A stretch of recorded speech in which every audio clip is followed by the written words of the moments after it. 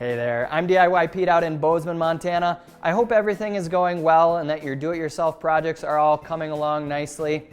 So I wanted to share with you about a new vlog series that I'm starting on the YouTube channel.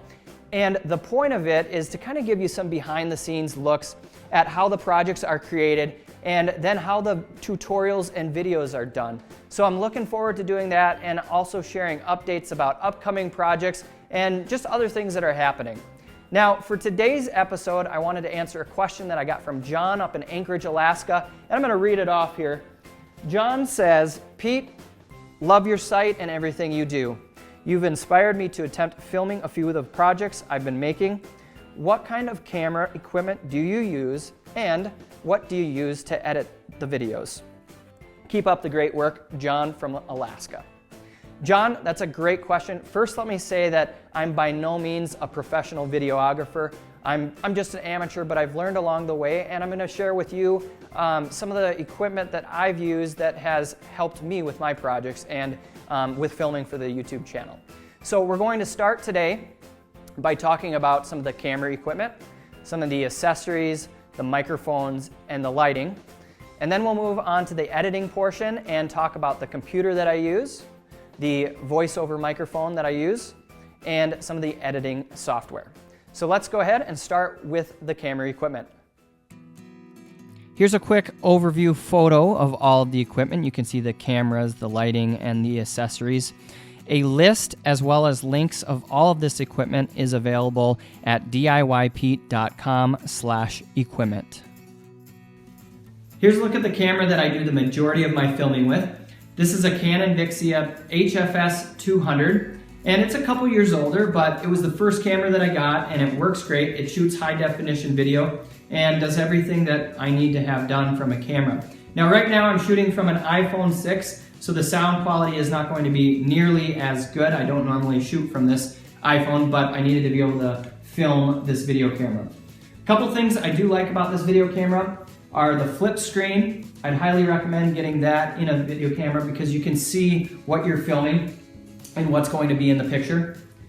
I added this extension arm to hold a transceiver for a wireless microphone, and I'll show you that. It's a Sennheiser wireless lavalier microphone. It clips onto my shirt up here, and then it has this transceiver that you can put on your belt buckle or on your tool belt.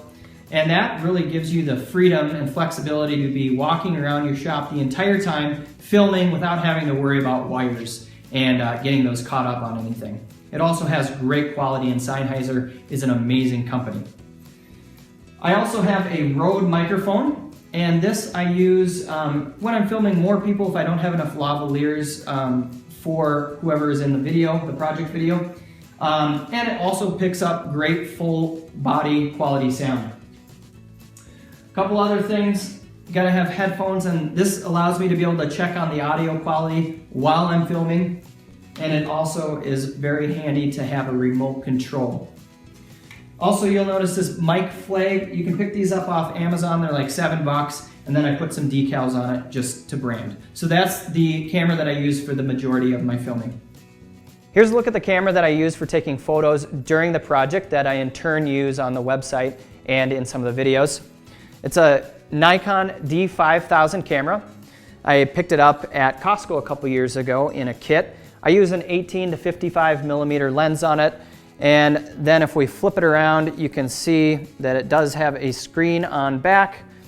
One thing I don't like about this is that the screen only flips down, which is kind of useless because the tripod is underneath it. So I'm not a huge fan of this camera, but it does take good quality photos.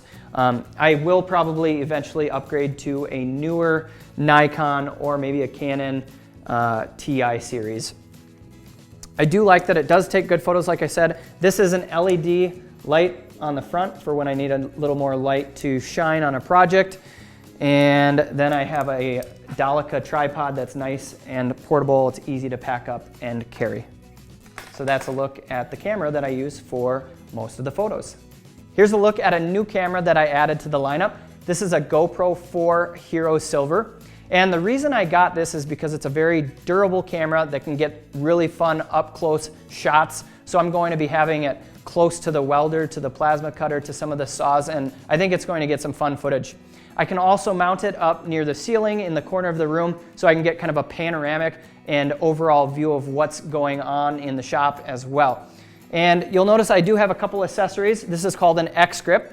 The main reason I have this X-grip is so that I can mount accessories on top. This is a Rode shotgun mic, and if you've researched GoPros, they don't have the best sound quality, and you can get an adapter to hook up an external mic so that you have a lot better sound quality. So this is a look at the GoPro camera that I use for some of the filming.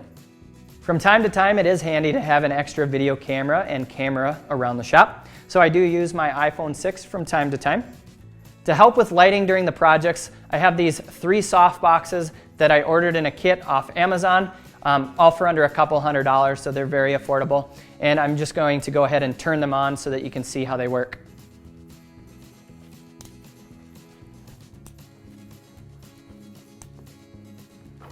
I also have a couple handy LED lights that I use during close-ups.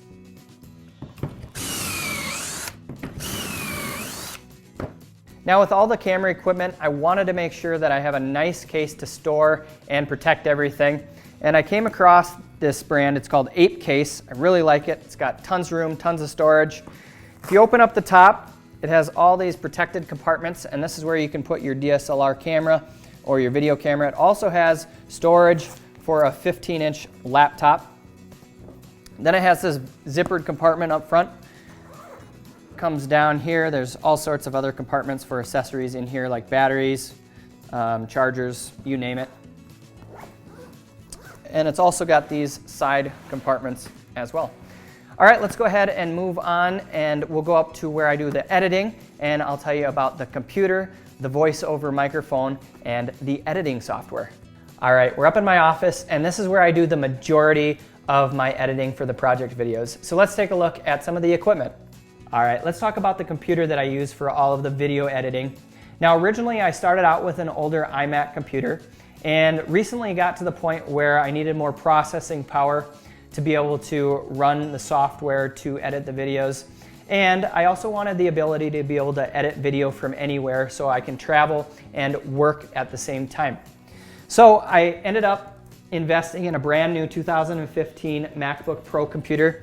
It's got so much power for a laptop, which is perfect and exactly what I needed. It has the separate graphics card, the 16 gigabytes of memory, and all the bells and whistles. So I'd highly recommend this computer if you're looking for a portable solution to edit video, and if you are a Mac person.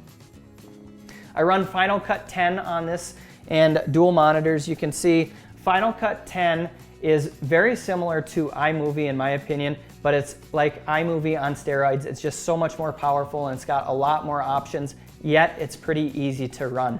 And you can get that from the Apple Store. For all of the voiceovers that I do in post-editing, I use this boom extension here for my Audio-Technica Atr 2100 USB microphone. It also works XLR as well, but this is very nice because it's portable. It hooks up to the USB, and it has great sounding quality. A lot of the top podcasters actually use this same microphone. All right, I hope you enjoyed this video and my first vlog series. John, thanks so much for asking a great question, and I hope all of your guys' projects are going well, so good luck, have fun, and cheers from Bozeman, Montana. If you enjoyed this video or found it helpful, please give it a thumbs up. And for more information and links to all of the equipment mentioned in today's video, head over to DIYPete.com/equipment. And don't forget to connect on Facebook at facebook.com/DIYprojectswithPete. If you have a minute, check out some of the other DIY videos on my YouTube channel. Click on the left thumbnail to learn how to make a concrete patio table with LED lights and a built-in cooler, or click on the right thumbnail to see how to build a whiskey barrel coffee table. Lastly, please subscribe. Cheers, guys!